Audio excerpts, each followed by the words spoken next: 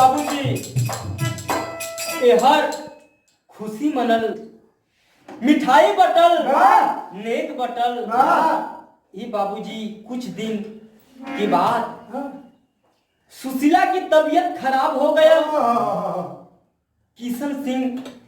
दवाई करावत हुआ, सुशीला के तबीयत में आराम ना होता। एक दिन सुशीला सिंह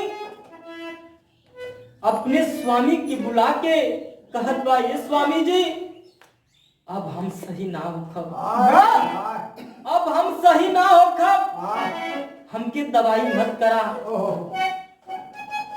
सुशीला सिंह के ए बाबूजी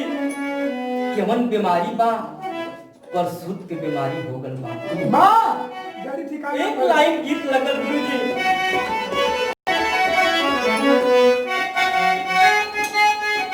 क्या बात है वो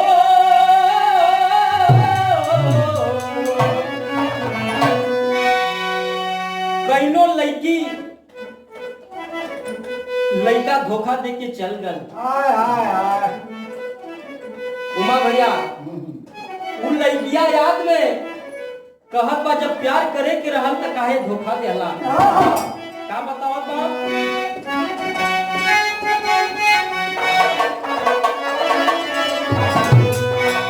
प्यार झूठा सही दुनिया को दिखाने आला, प्यार झूठा सही दुनिया को दिखाने आला, प्यार झूठा सही दुनिया को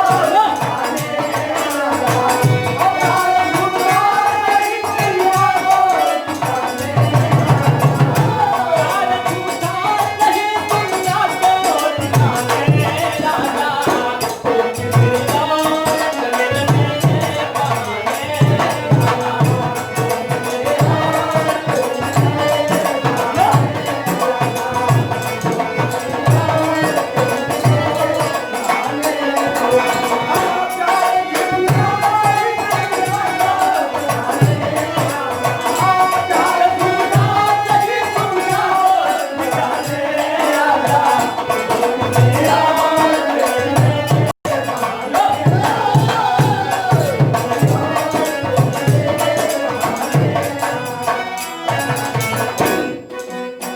ए बाबूजी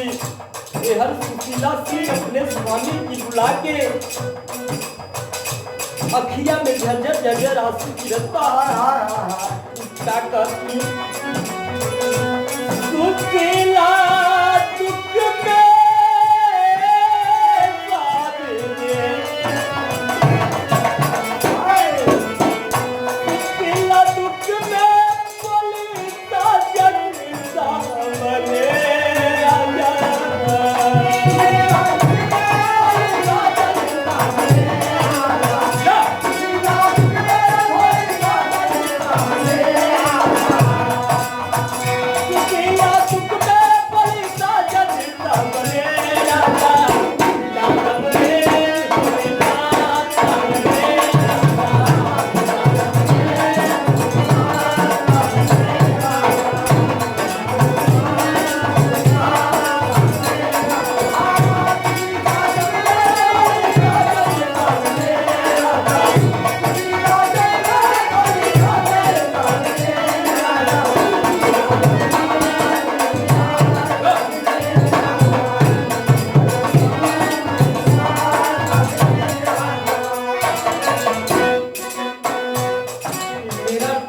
शरीर के नाम स्वामी जी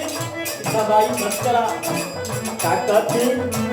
मेरा कुछ टेक नहीं सिया सार दुनिया में, मेरा कुछ टेक नहीं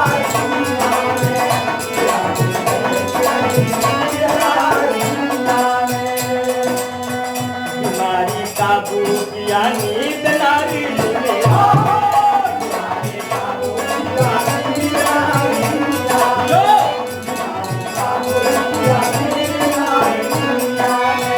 मुझे अब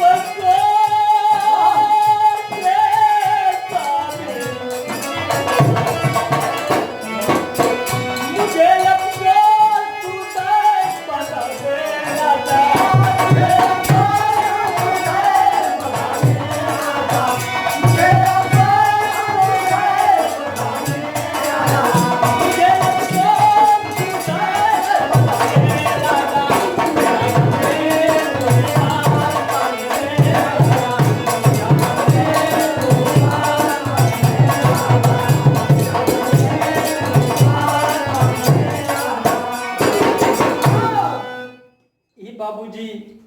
इतना बतिया जब सुशीला सिंह कहनी, उनकर स्वामी कहत हुआ, किशन सिंह कहत हुआ कि तू काहे घबरात हो,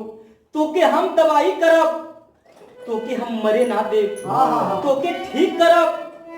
यहाँ ना होई कहीं और हॉस्पिटल दिखाई, वो हॉस्पिटल अब कहीं और दिखाई, तो ठीक करब हम। का कहत हुआ, एक लाइन गिरी लगा,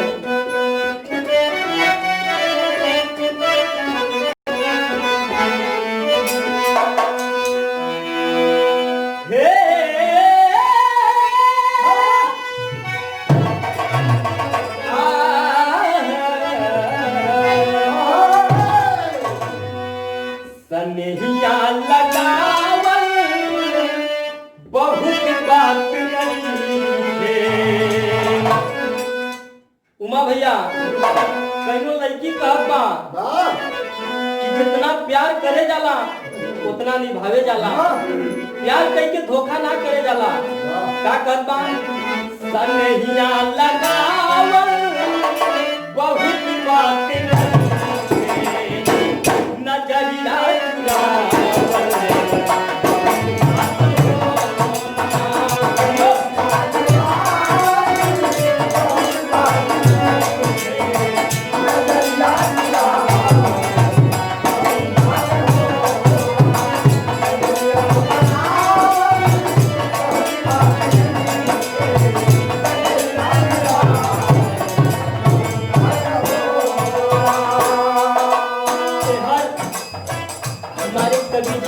सुंदर भाव गहरा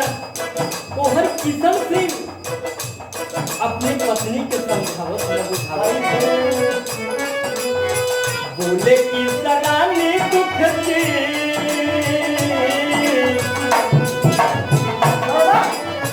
बोले कि सगाने दुख की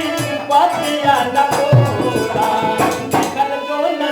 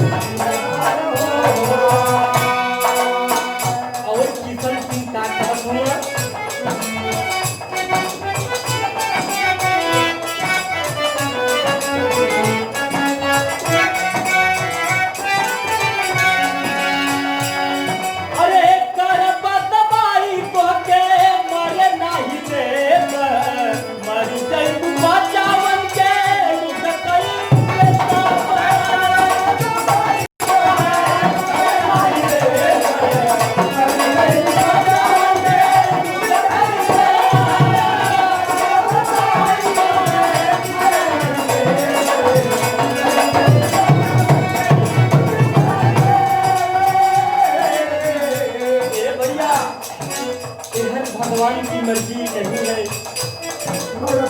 तब तक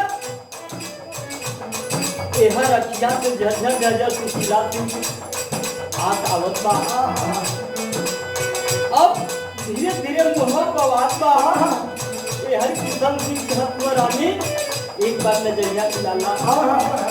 का कहत हमारी औरत के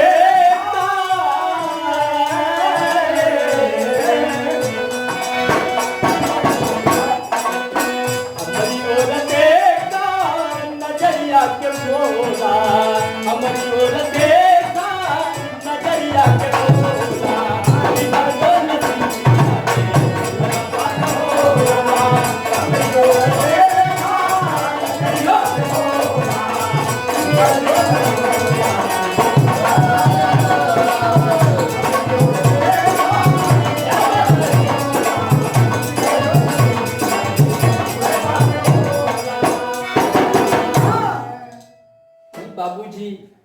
इतना बतिया जब किशन सिंह कहत हुए एक बार नजरिया मिलाला हमसे, भगवान की मर्जी होती है ये बाबूजी। तब तक इस दुनिया को छोड़ के सुशीला सिंह चल गई नहीं बाबूजी, मर गई नहीं है बाबूजी। गांव में हंगामा मच गल, हलचल मच गल। कि सुशीला सिंह इस दुनिया को छोड़ के चल गई नहीं बाबूजी। अरे बाबूजी गांव के जुटल सब झरझर झरझर रोवत बा। ए हर दुख बचवा रोवत वो माई के धर के अनजान बेटा ये बाबूजी। ए भैया वो दोनों बचवा का जानत हो कि माई के का भयल बा। गांव के सब झूठ के समझावत बा। एक लाइन निकला कर जी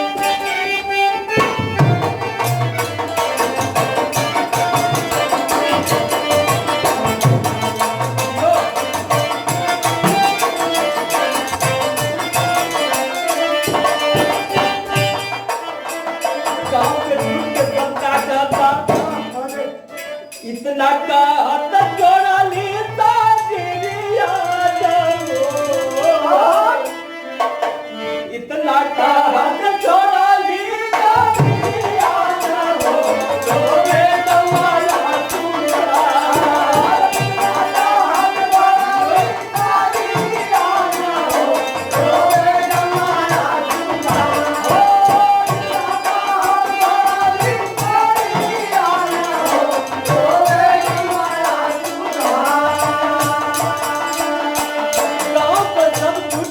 बाबूजी समझावत बा बुझावत बा कागत बा निकल जावन नहीं वो दिया जाओ निकल जावन नहीं वो दिया जाओ भागया तारा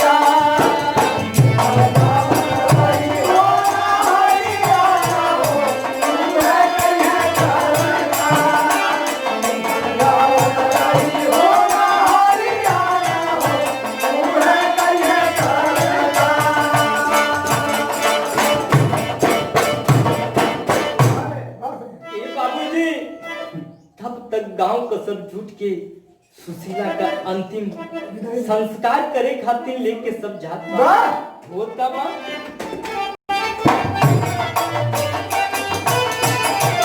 सुशीला त होई गईली आदा तिमरत दाई सुशीला त होई गईली आदा होश दाई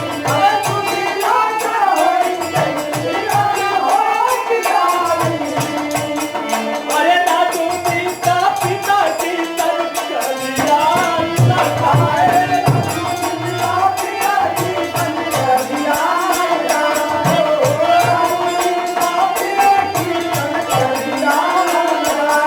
बाबूजी जब कदिया लगावे जात हम दोनों बचवा कि जब बुलावत हम रोवत हम तो दोनों बचवा कहत हम बाबू माई कहा जाता बाबू का कहत हम अम्मा के ले चला कौन के बोलिया अम्मा के ले चला कौन के बोलिया रोवे जटर हो बेटा ले चला कौन के बोलिया रोवे जटर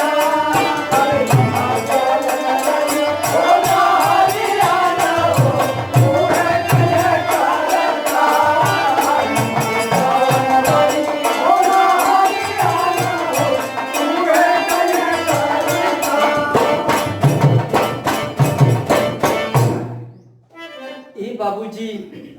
जब जाके सुशीला के अंतिम विदाई हो गयल कुछ दिन बीत गयल गांव के लोग विचार करत हुआ कि ये किशन सिंह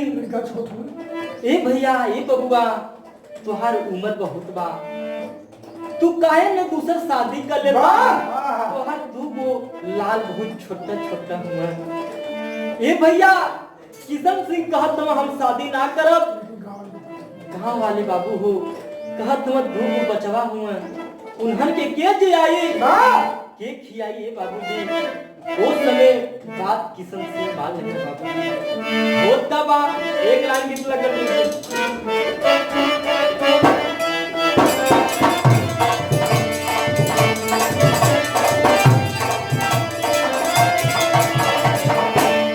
भैया बहनों तू नहीं का दुल्हा है रागल मेला का लाल देखे सच्चा तो गांव वाला जुटना गोरख भाई कहा तुम तुहार सैया मेला में हेरा गई ना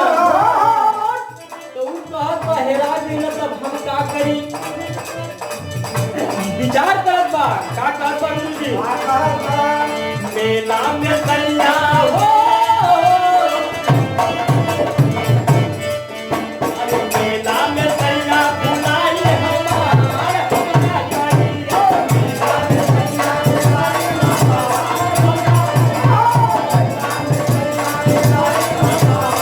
अरे हमका करी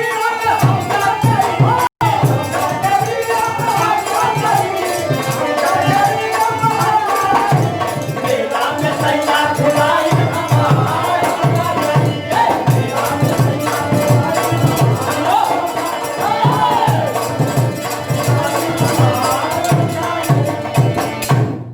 ये बाबूजी कहानी की ओर ध्यान दिया इधर गांव का विचार किशन सिंह के करत बा का सब मिल के कहत बा गौवा करेला किसान पर विचार अरे गौवा करेला किसान पर विचार बट छोटा लाला नामा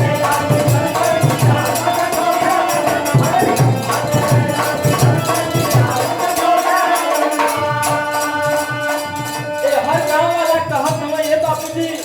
तो हर दुगो बचवा अपने माई के कहियो प्यार ना होना और का कहत हमें माई के कभो प्यार नहीं पावे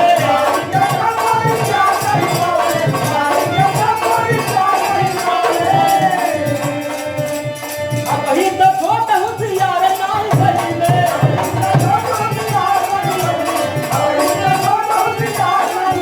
शादी करके जावा तू चन्ना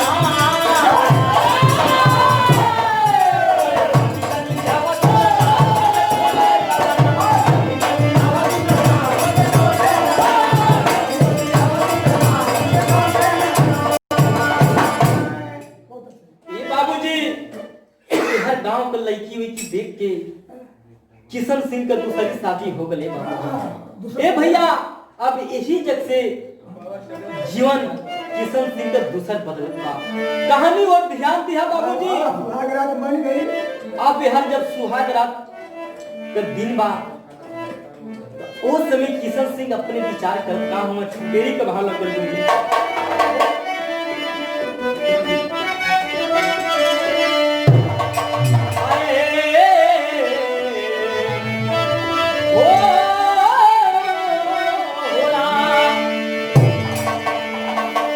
बेरा फिर जीवन में आ गया से कब का बादल समा पर भी तेरा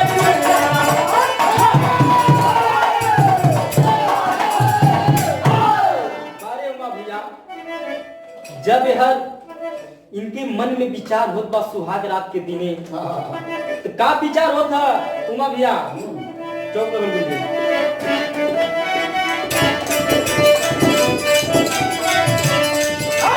अरे करके लाए दूसरी शादी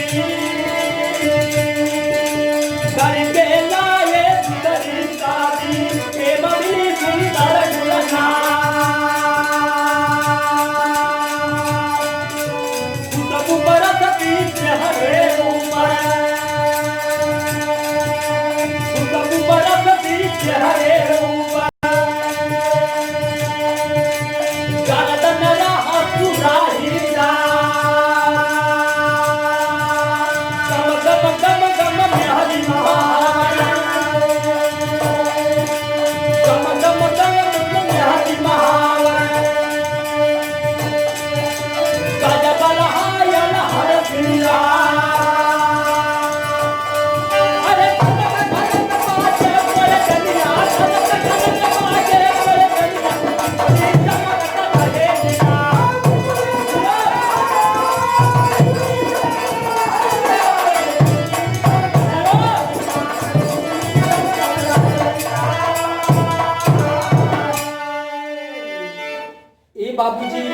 दूसर शादी बहुत सुंदर और दूसरी शादी कई के पौने ये बाबूजी। उस औरत का नाम प्रेमा बा। ए भैया ए बाबू कुछ दिन बीतल हर किशन सिंह जो बॉम्बे में उनके फैक्ट्री चलत रहल अपने प्रेमा की बुला के कहत तुम ये रानी अब हम जातिला अपन फैक्ट्री संभारे भाई तू को बचवन के छोट छोट हमरे लाल के देखभाल करा इन्हन के सही से पढ़ावा सही से लिखैया सही से खाना खिलैया इतना बात बुझा के हे बाबूजी बेग ले तुम कहत तुम हम जात मिला कह के का जात हम एक लाइन के लगल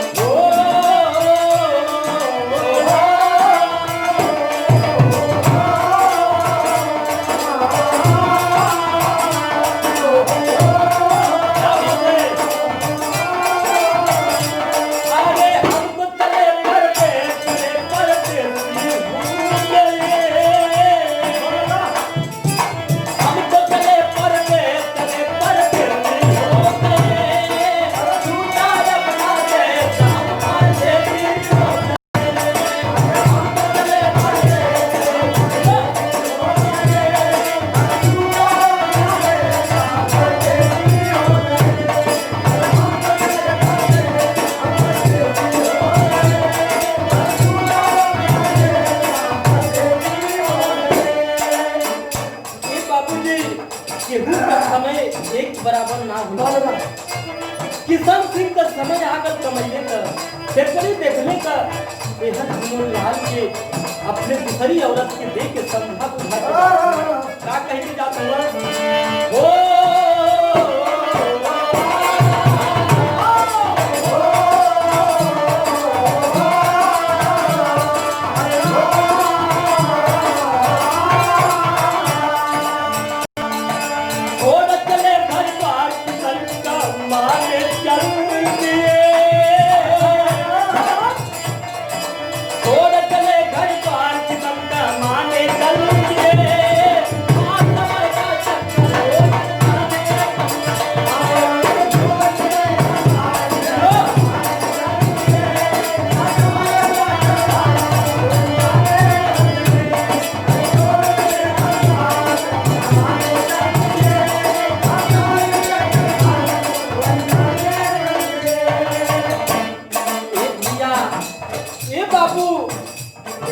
कमाए जातुमा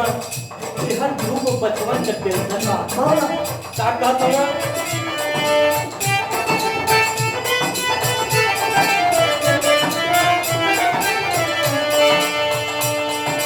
काम काज में लीन हुए है घर की चिंता भारी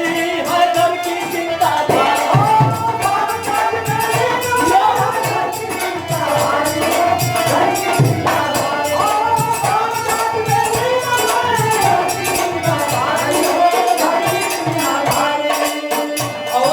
अपने दूसरी नारी को रहने बाबूजी कैसे लेकिन वो भी सवाल समझ के दूसरी अपनी नारी हो दूसरी अपनी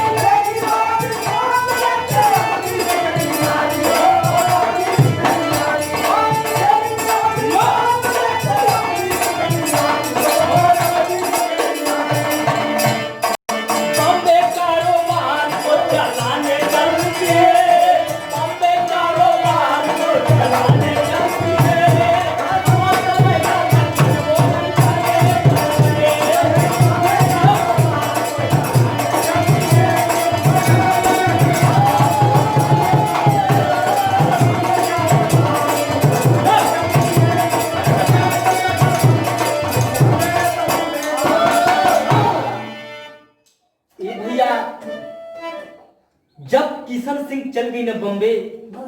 यह कुछ दिन के बाद यह प्रेमा गर्भवती हो गई। अब ओकरे दिल में पाप छछात बा समा गया कि हमार बेटा पैदा हुई तो दूगो जोन बचवा हम दूसरे मतारी का उन्होंने का आधा हिस्सा हुई। तभी जी की लेखनी सवाल कर देती है ए बाबूजी यह प्रेमा करत का बा दिलसिया का भाव कर देती।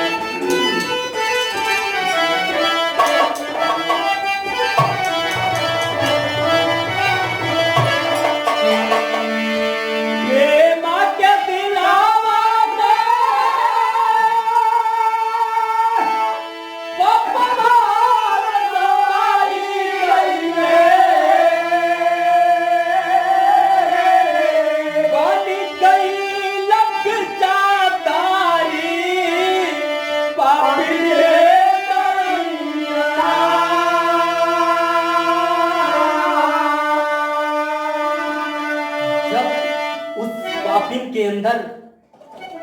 प्रेमा के अंदर बाप भी बाबूजी छछा गयल करत का बा जाई के बदलिया पे मिलाइला दिलैया हो बचवना के दिलाला मिलाई रे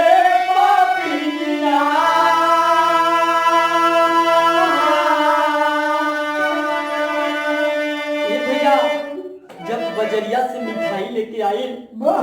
दोनों बचवा सोचत हम कि माई मिठाई ले बाप खुशी से जाके माई मिठाइया दा माई जाके बेटा हथवा से लेके खात बना हाली हाली जब मिठाइया खा के जब घरवा में पापी ले जात बा तब करत का बा खुशी लाके ले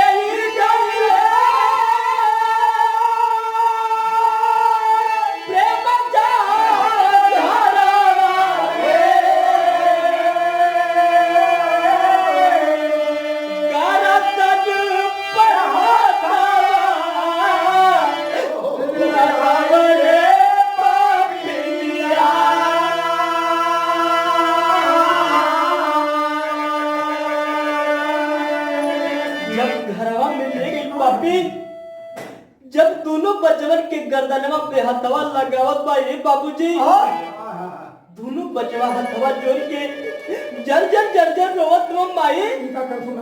ई खिया पिया की का करत तुम माई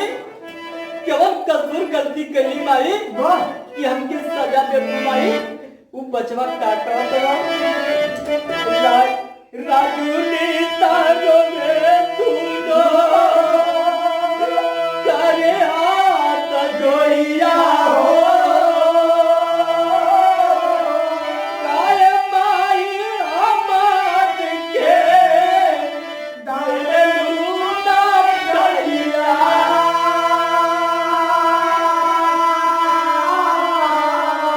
ए बाबूजी उस पापी को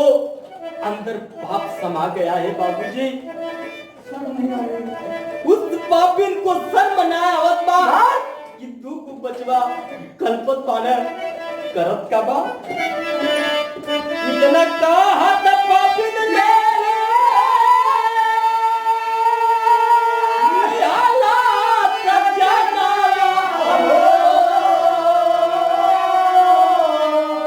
नातिया दपटाई के अलती अंदर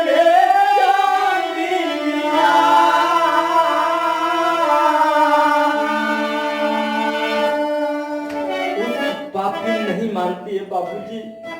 दोनों बेटा का गला दबा करके मार डालती है उस जमीन के अंदर भैया उस जमीन को खन करके अपने घर में दफना देती है। हर के बात बाबू हो गौर करिया जब इधर किशन सिंह बम्बे से तैयारी करत हो कि होली का त्योहार आ गया अपने बेटन के कपड़ा ले ली पिचकारी ले ली खिलौना ले ली हमारा बेटा खेली हाँ ये बाबूजी जब लेके घर में आवत हुआ बेटन का पता न बा पत्नी प्रेमा के बुला के अपने लाल में पूछत हुआ का तुम पकड़ का भाव लगे गुरुजी